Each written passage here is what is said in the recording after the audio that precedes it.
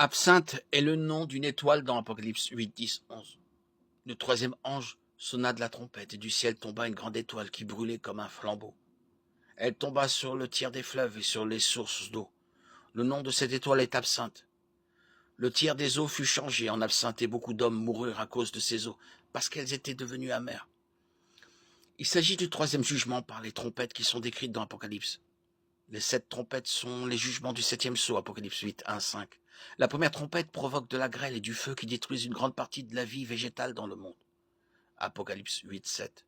La deuxième trompette provoque ce qui semble être une météore, une comète ou un autre corps céleste frappant les océans et causant la mort d'un tiers de la vie marine du monde. Apocalypse 8, 8, 9. La troisième trompette est similaire à la deuxième, sauf qu'elle touche les lacs et les rivières du monde au lieu des océans. Apocalypse 8, 10, 11. Un tiers de l'eau douce de la terre deviendra amère et de nombreuses personnes mourront en la buvant. Le mot absinthe n'est mentionné qu'ici dans le Nouveau Testament, mais il apparaît 8 fois dans l'Ancien, chaque fois associé à l'amertume, au poison et à la mort. Le passage de l'Apocalypse ne dit peut-être pas que l'étoile qui tombera sur la terre sera appelée absinthe par les habitants de la terre. L'absinthe était une herbe amère bien connue à l'époque de la Bible. En nommant l'étoile absinthe, on nous dit qu'elle aura pour effet d'aigrir les eaux de la terre au point de les rendre impropres à la consommation. Il ne s'agira pas simplement d'un goût amer pour l'eau, elle sera littéralement empoisonnée.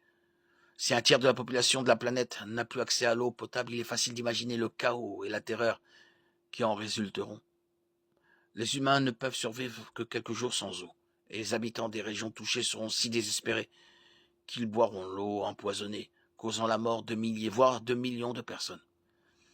Il s'agit d'une prophétie qui doit encore se réaliser au cours des 7 dernières années de cet âge, également connue sous le nom de 70e semaine de Daniel.